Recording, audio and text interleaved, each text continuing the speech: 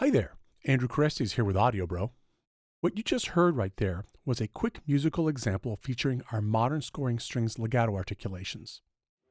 We have recorded real legato, portamento, and glissando articulations and carefully programmed them to respond to the way you play. Furthermore, we have integrated those transitions with our new variable attack control sustains, giving you a tremendous range of expression that you can control in real time. But most importantly, it's really easy to play, and our new Play Assist mode automatically adjusts to the speed of your playing. In this video, we're going to go over our new engine's legato features and their controls, the different ways and modes in which you can use them, and we'll listen to some musical examples of different sections along the way. Legato articulations have been a centerpiece for our string libraries ever since our first release of LA scoring strings. And they are still front and center with modern scoring strings, as seen by this big tile right here. So what I'm going to do first is simply play you some legato examples of different sections to give you a sense of modern scoring strings legato sound and different features. Then later, I'll go into more detail about the different legato modes like auto divisi on versus off, and using the sustain pedal to elicit legato transitions. Okay, so let's get started. Let's listen to the violins playing some auto divisi lines. It doesn't matter if I play one note or two notes or three or four. The balance of players will be maintained, and you'll have an accurate string player count, in this case, 30 violins. Of course, you can turn this feature off, but in these examples, we'll leave the auto divisi on. Let's listen.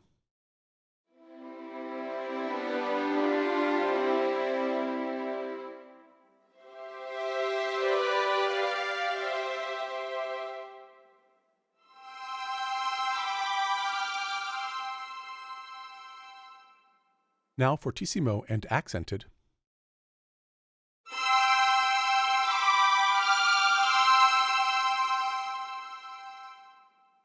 Notice how smooth they sounded, especially in the upper register while playing fortissimo. Now a downward faster phrase.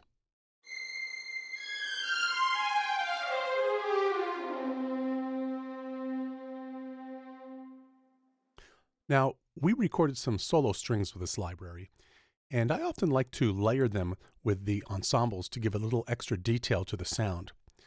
Let's listen to the same phrase I just played through the solo violin.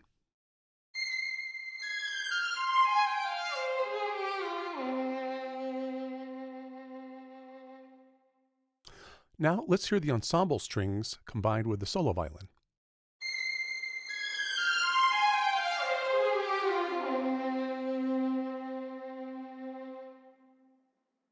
You probably noticed how well they blended. That's because we went through great efforts to make sure that the performances between our ensembles and our solo instruments were very consistent. Now, here's an example blending the solo violin with the ensembles playing chords. This is done with auto divisi, and they are playing the exact same MIDI parts.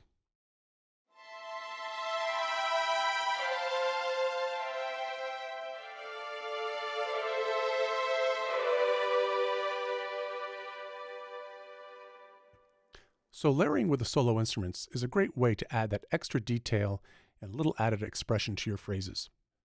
And now without the solo violins being layered.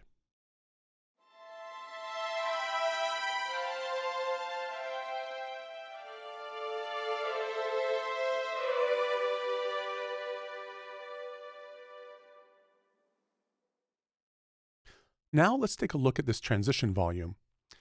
You have a 12 dB range, plus 6 dB or minus 6 dB, to give you plenty of room to either feature or tuck in your legato transitions. Pay attention to the transitions here. When we boost them, you should be able to hear them more readily. And of course, when we duck them, they'll be a little less obvious. Okay, let's listen. At regular volume,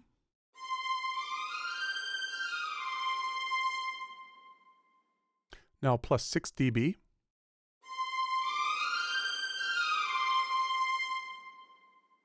And now minus 6 dB.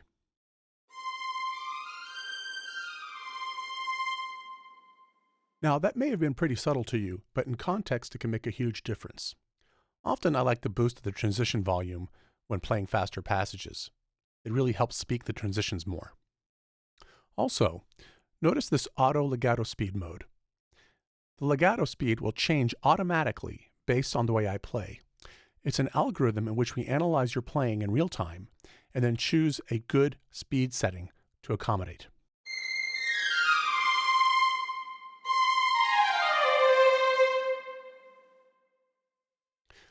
In speaking of faster passages, we have several ways to play faster scalar type phrases. You can use our legato patches, which you have just heard, and of course our runs and scales. You can watch our video featuring those, but we also have a different class of patches called intuition patches. These intuition patches are a set of hybrid instruments where a complex instrumental model is applied on top of the existing modern scoring string samples to allow for a level of dexterous playing that is normally very difficult to achieve with samples alone. Let's listen to it playing the same passage we heard before.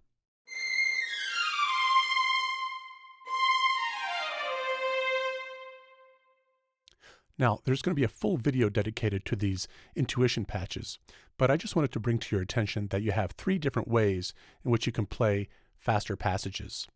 And you can also layer them and combine them in different ways. So you really have a lot of options for getting the most realistic renditions of your faster passages.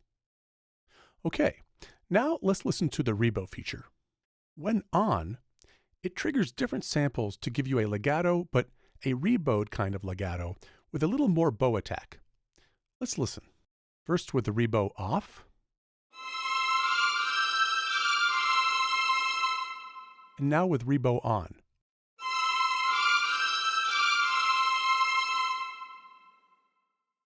This Rebo feature can really help your legato phrases sound more energetic and add another layer of variety to your mock-ups.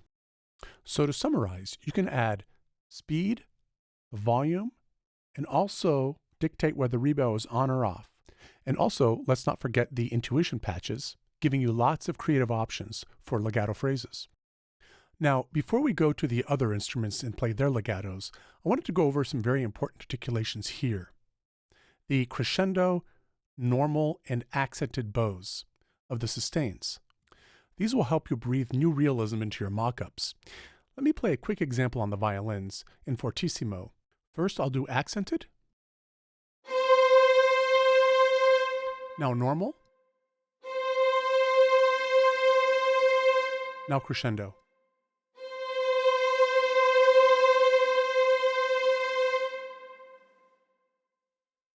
Now, we've done these at all dynamics for all instruments. Now, let's listen to mezzo forte accented. Normal. Crescendo.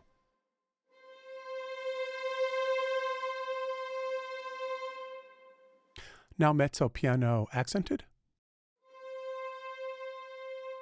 Now normal. Now crescendo.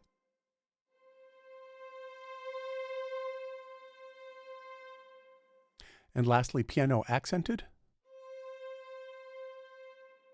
Normal. And crescendo.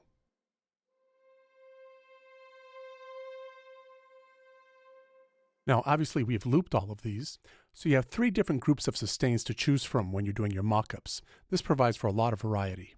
Now, let's listen to these in the context of a chord. I'll just play these in mezzo forte on the different instruments. Let's start with violins accented. Normal. Crescendo.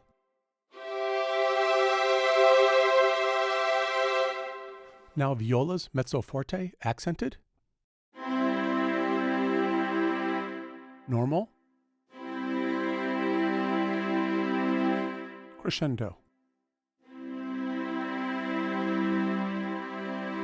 Now cellos, let's keep them at mezzo forte accented. Normal.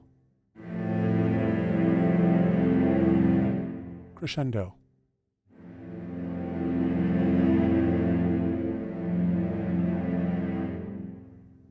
And basses at mezzo forte accented. Normal. And crescendo.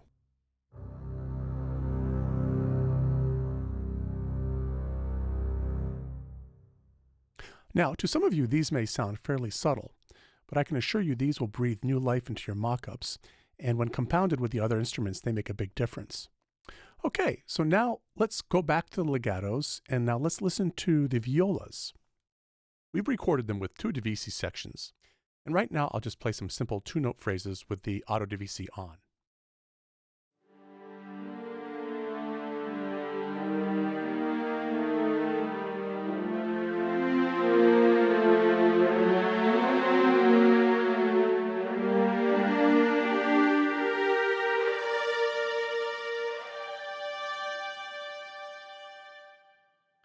And although we've recorded two divisi sections, you can play as many notes as you want, up to 8. Right now I'll play some 3-note chords to give you an idea using the auto divisi.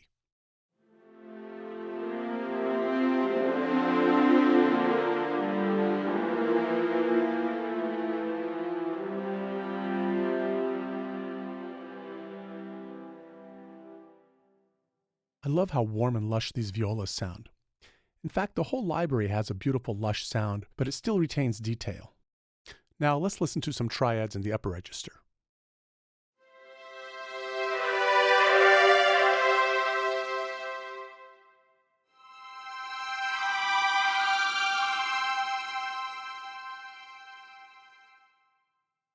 And now a faster unison line.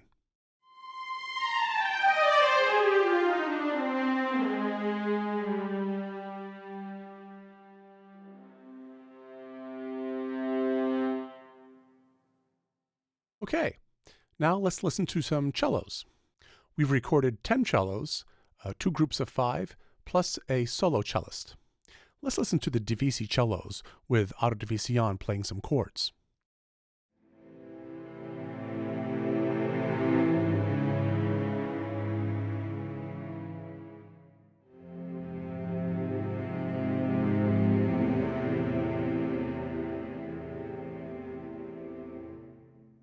Now let's play a unison line up and down the range.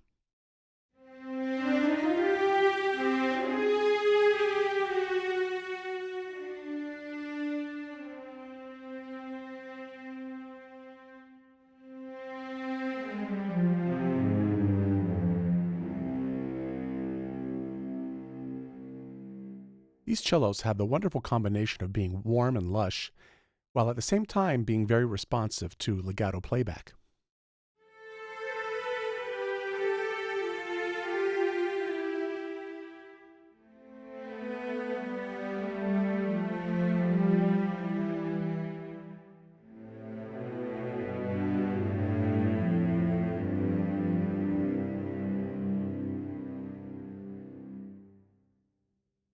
Now let's play the same thing back, doubled with the solo cello.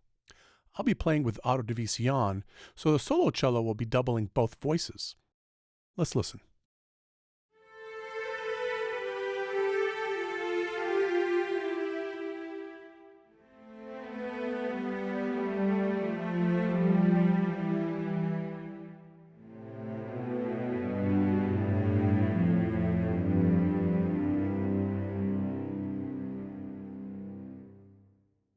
Now let's play solo cello by itself, playing a solo line.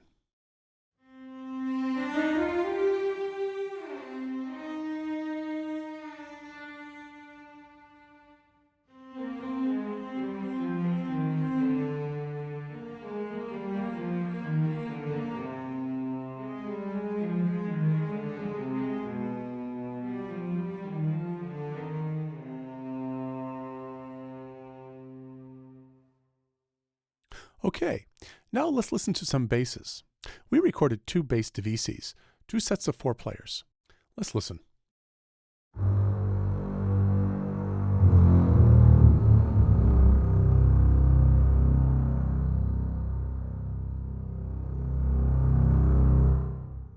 I love the deep growl the basses get, and yet they can be fairly nimble.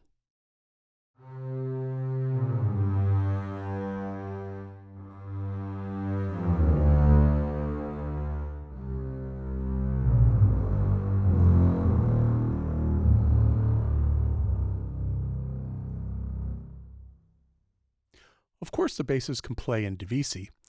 Here I'll play a descending line, and it will end in octaves, which are commonly used in the basses.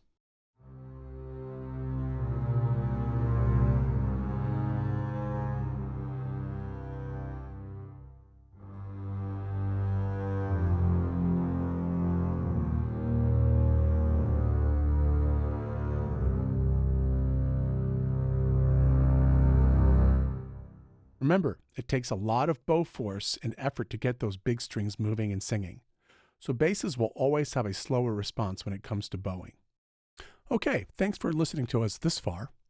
Now we're going to go over and talk about some technical things. Now that you've listened to the legatos and to the variable attack controls, we're going to go into some of these controls just in case you might not understand what I was doing.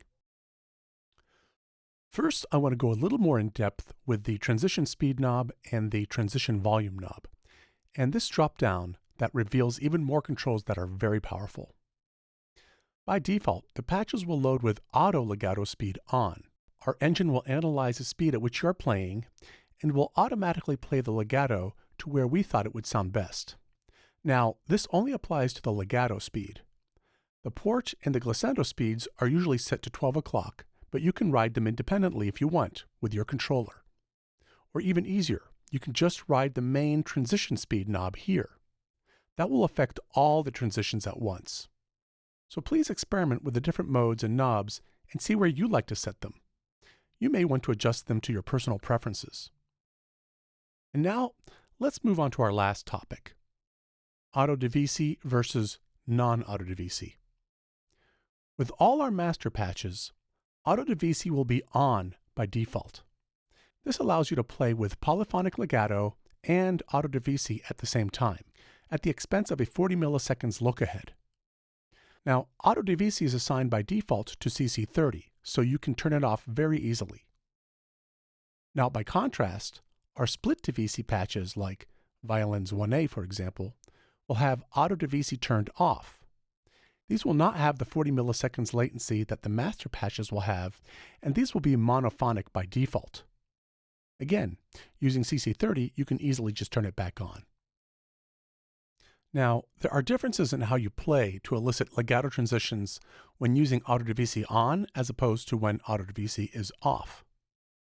When auto-divisi is off, you must overlap notes when playing so they will sound legato, as seen in this image right here.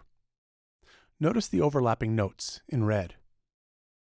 Now, when auto-divisi is on, if you want legato notes, they should not be overlapped. Instead, they should be played within 40 milliseconds, a user-definable amount, of the ending of the previous note, as seen here. Notice you can still have notes sustained underneath. Our engine will just figure it out.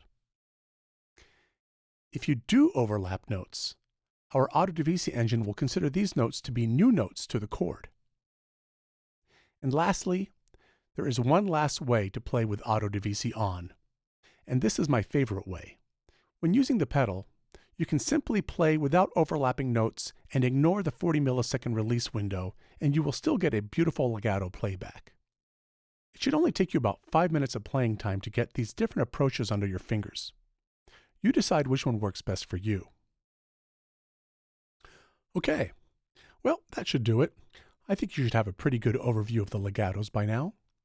And don't forget, we also have our expanded legato library that features legato, portamento, and glissando for sordino, soltasto, which is a beautifully warm sound performed by bowing over the fingerboard, and solpant, which is a sharper timbre made by bowing near the bridge.